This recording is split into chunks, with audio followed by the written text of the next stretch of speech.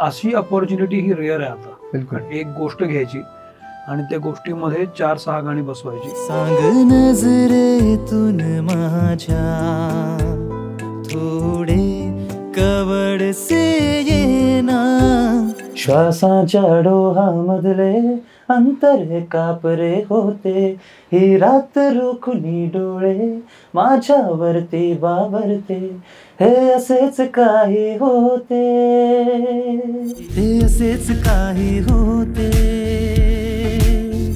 पहिलं तर मला खूप दडपण होतं. कसलं दडपण होतं?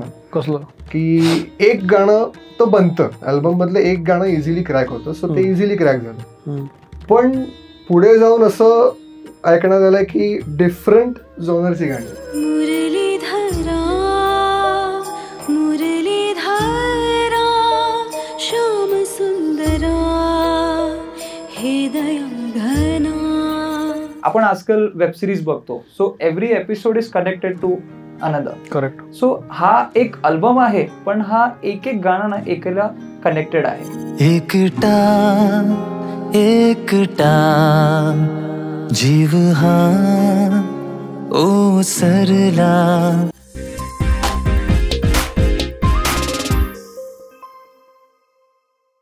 नमस्कार, मी सौमित्र पोटे. मित्र म्हणे लाईमलाईट मध्ये आपण मीरा हीर या अल्बम बद्दल बोलतोय.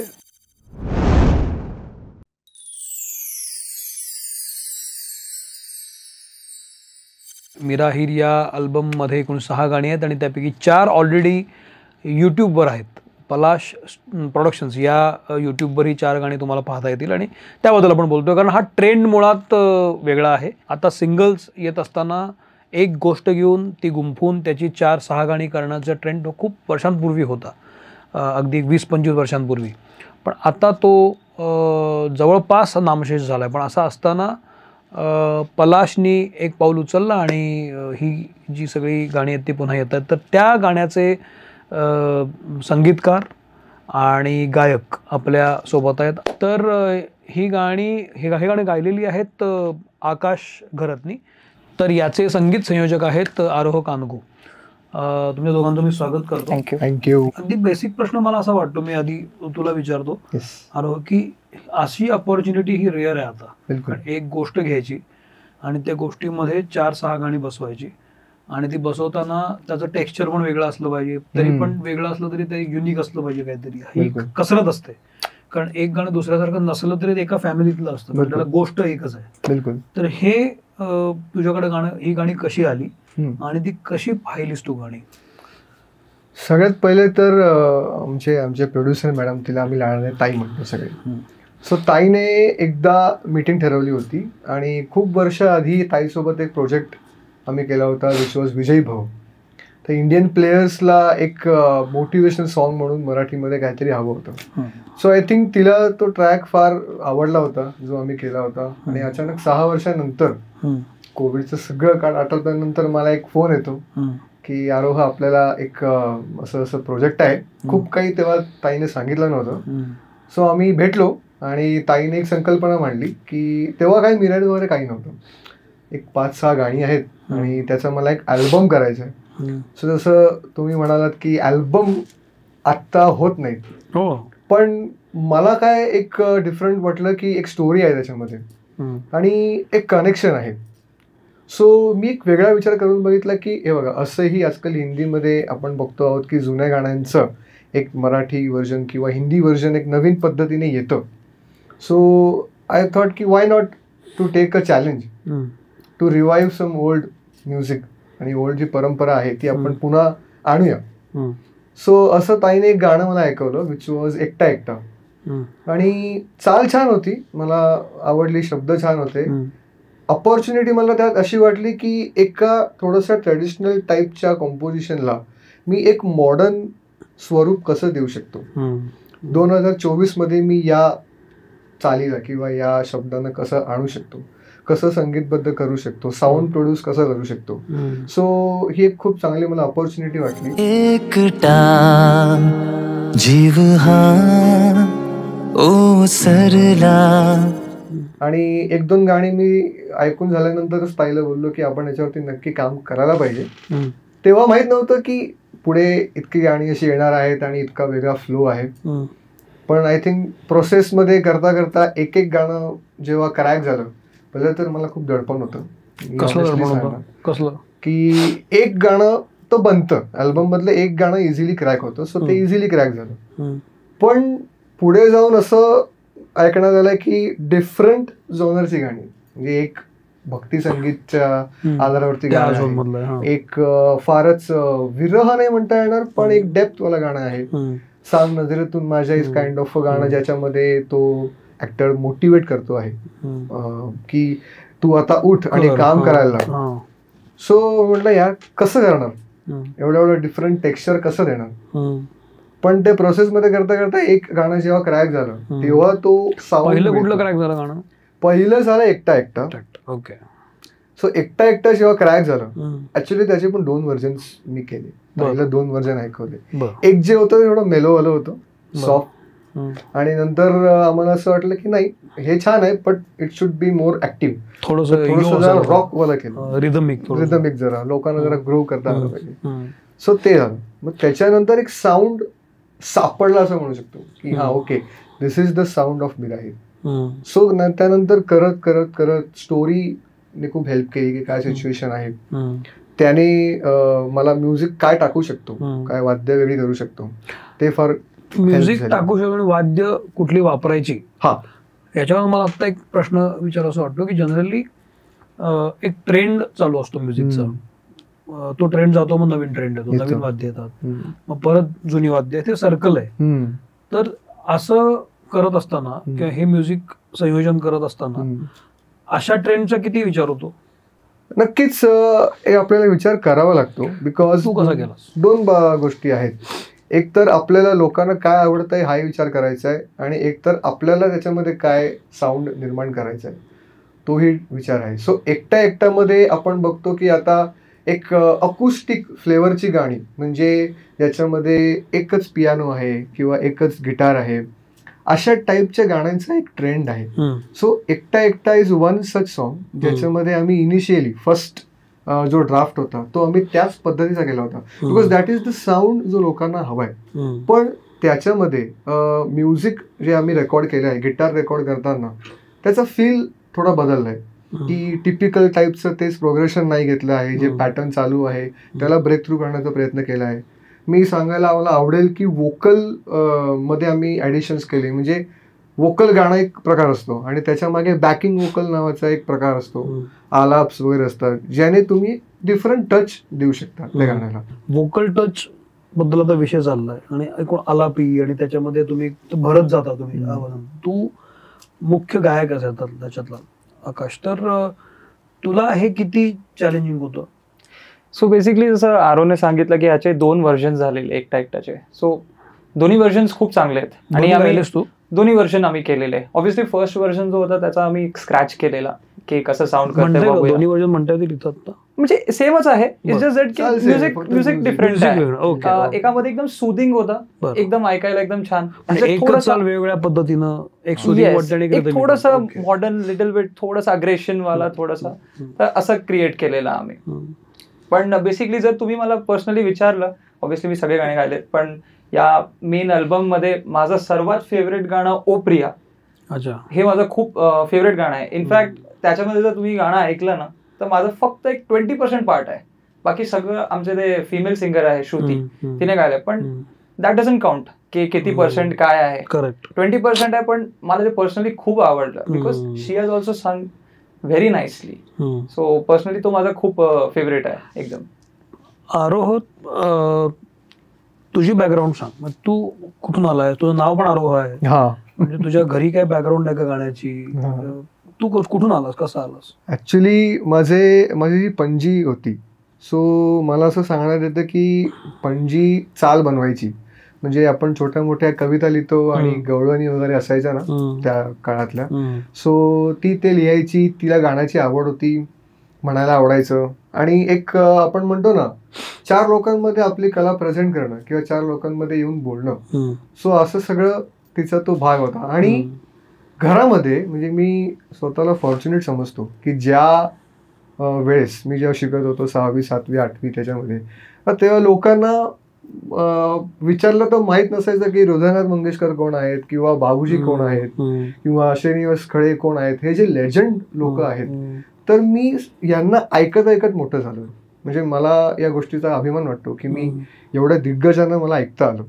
म्हणजे ज्यांना मराठी लोकांना तेव्हा माझ्या फ्रेंड्सला नावच माहित नव्हतं की हे कोण आहे. म्हणलं बाबूजींचं तुम्ही गाणं ऐकले का, शुक्रतारा मंदवारा काय गाणं आहे, तर हे काय गाणं आहे. पण माझे आजोबा म्हणजे आईचे काका, तो त्यांच्याकडे मी जायचो लहानपणी. ते मला हार्मोनियम शिकवायचे. पहिले असं काहीच नव्हतं मला म्युझिशियन बनायचं किंवा हार्मोनियम यायचा. त्यांना हार्मोनियम येत होतं. ते कार्यक्रम करतात, अजूनही करतात आणि त्यांना गाण्याची प्रचंड आवड.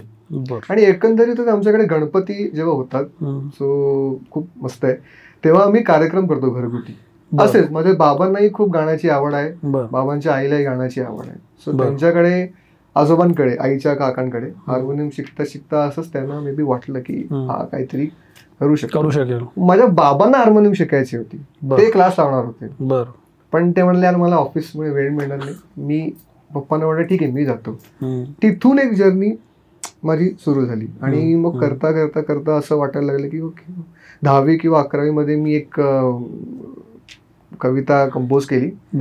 पण ती होती जरा धडपणास्पद होतं, पण ती स्पृहा जोशीची कविता होती, रोखलेल्या चार अनुजला प्रश्न काढावे. तिला सांगून केलं की न सांगतो?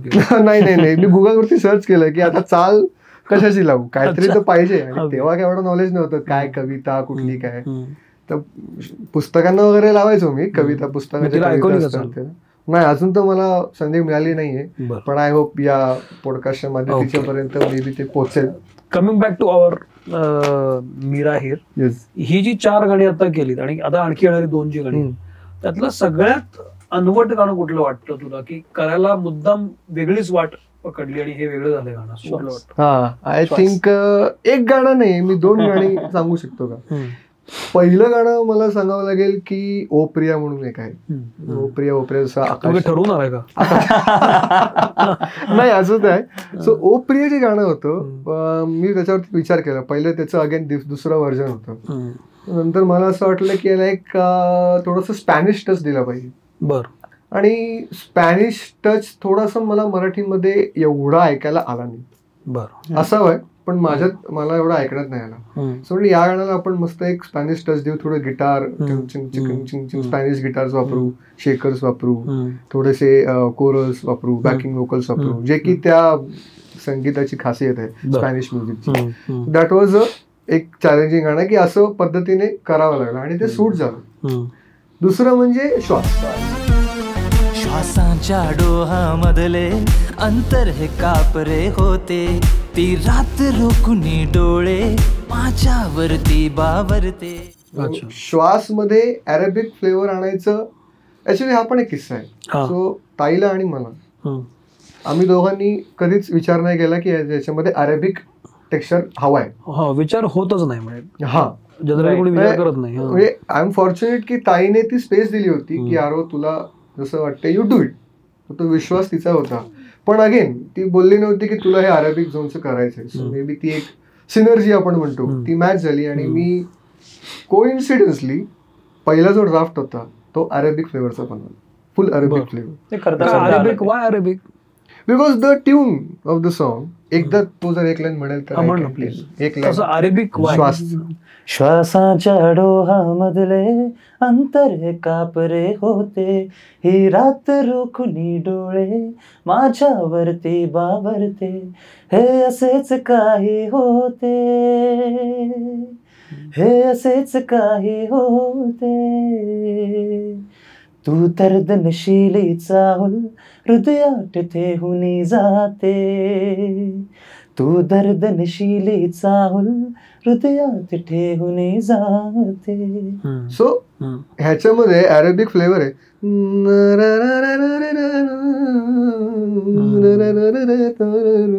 एक वाईब आली तिकडे घेऊन गेलं. ते कंपोज करता करता ते क्रिएट झालं. सो पहिले एक सॉफ्टवेअर व्हर्जन होतं, पण नंतर त्याला मला थोडंसं वाटलं की यार we can make it more commercial sound use करून आम्ही सेकंड ड्राफ्ट केला. This was challenging. मजा आली खूप करताना. आणि जसं मी मगाशी म्हणालो की एक ट्रेंड असतो ना, वाद्यांचा असतो तसा गाण्यांचा पण असतो. आता अलीकडच्या काळामध्ये सिंगल्स हिट होताना दिसतात. अशामध्ये अल्बम आपण जेव्हा घेऊन येतो तेव्हा तो लोकांना आवडावा, या जनरेशनला आवडावा म्हणून त्याच्यामध्ये काही एलिमेंट्स तुम्हाला घालावे लागतात. उदाहरणार्थ मोठा मोठी की जसं सैराट पिक्चर आल्यानंतर झिंगाटचा ट्रेंड आला, एकदम प्रत्येक गाण्यामध्ये ढोल ताशे यायला लागले. आता मधल्या काळात ते गुलाबी साडीचा ट्रेंड आहे, तशा पद्धतीची गाणी यायला लागली. ते ट्रेंड सेटर आहेत, दॅट इज बट ऑब्व्हियस. तर आपण जेव्हा ही गाणी करतो तेव्हा आपल्याला असं वाटत असतं की आपला ट्रेंड व्हावा. बिलकुल. तर त्या दृष्टीनं पुढची पावलं ओळखून आपण तसे म्युझिक अरेंज करतो, काही युनिक काहीतरी वापरतील असं पाहत असतो. तसा काही प्रयत्न झाला का, केला का? डेफिनेटली. जेव्हा आपण एखाद्या गाण्याचं संगीत संयोजन करतो तेव्हा एक त्या चालीला आपण कशा प्रकारे सजवू शकतो, आफ्टर आपल्याला सजवायचंय त्या चालीला. करेक्ट. सो तो विचार नक्कीच होतो. पण मला असं वाटतंय की ट्रेंड व्हावं हे गाणं, अशा दृष्टीने मला असं वाटतंय की मी विचार नाही केला की हे माझं गाणं ट्रेंड झालं पाहिजे. माझा विचार असा होता की माझ्यात जेवढी क्षमता आहे, मी जेवढं करू शकतो, मी जेवढं ह्याला चांगलं करण्याचा प्रयत्न करू शकतो तेवढं मी करतो.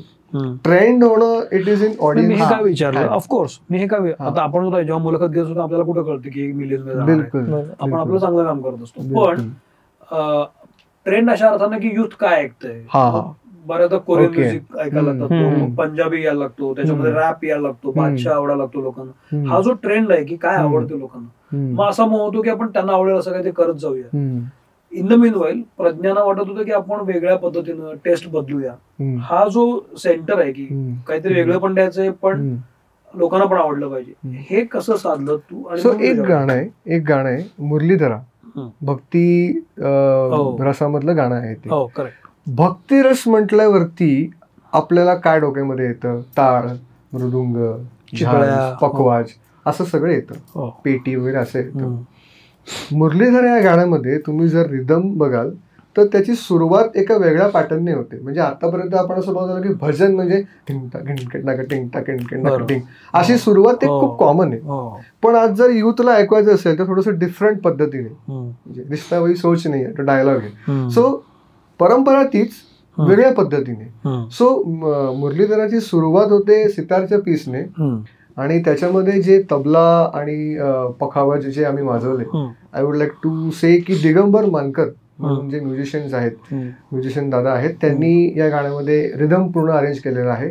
सो मादल सारख्या इन्स्ट्रुमेंटचा वापर होणं, घटम सारख्या इन्स्ट्रुमेंटचा वापर होणं, जो की भजन याच्या गाण्यामध्ये होत नाही, भक्ती संगीत मध्ये होत नाही जनरली. सो तो एक थॉट आणणं, again that comes from team effort. आता दिगंबर दादांना काय वाटतंय याच्यामध्ये, सो ते एक डिस्कशन होणार की ओके यामध्ये आपण हे टाकू शकतो.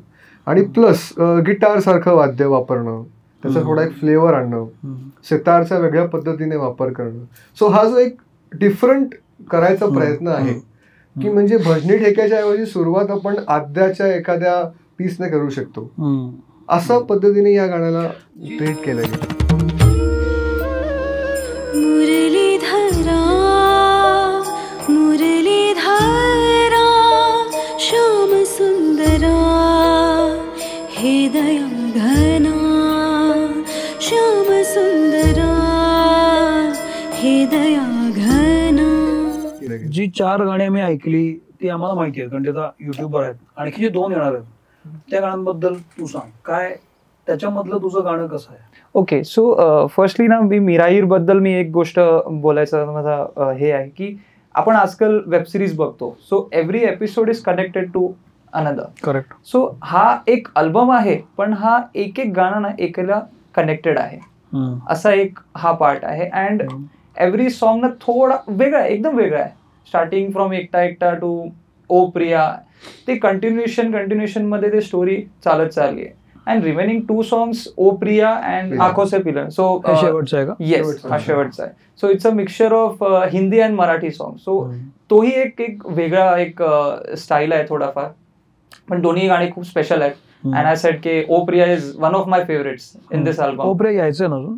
ओप्रिया अजून यायचं yes, yet to be released. but it has been released on Spotify, Saavn, everywhere, अच्छा, on all अच्छा. audio platforms. मग साही गाणी त्या Yes, प्लॅटफॉर्मवर yes, yes. नाही आता ग्रॅज्युअली रिलीज करतील. ऑलरेडी 4-5 झालेत, बरं. अजून एक बाकी आहे. Okay. बट ऑन युट्यूब ओ प्रिया 2 बाकी आहे. सावन किंवा स्पॉटीफायवर आहे. Yes, आहे. yes. फक्त आता Yes. अजून व्हिडिओ त्याचा आलेला नाही. येस. So Okay. मूवी सारखंच करतोय आपण की बरं. पहिले थोडंसं गाणं बरं. रिलीज केलं आणि मग आपण हे आपण करतो. असं जेव्हा गाणं गात असतो की जे कनेक्टेड आहे, जनरली एकच गाणं गाताना एक गोष्ट असते ना, A to Z एकाच गाण्यात असतो करेक्ट. जनरली. पण तुम्हाला कळतं की याची 4 व्हर्जन आहेत, म्हणजे एका गोष्टीची 4-5-6 व्हर्जन आहेत. तेव्हा A to Z हे 6 भागांमध्ये विभागले गेलेले आहे असं आपण समजूया. ओके. एक मोठी गोष्ट आहे ती. तर गाताना याचं भान ठेवायला लागतं का तुम्हाला?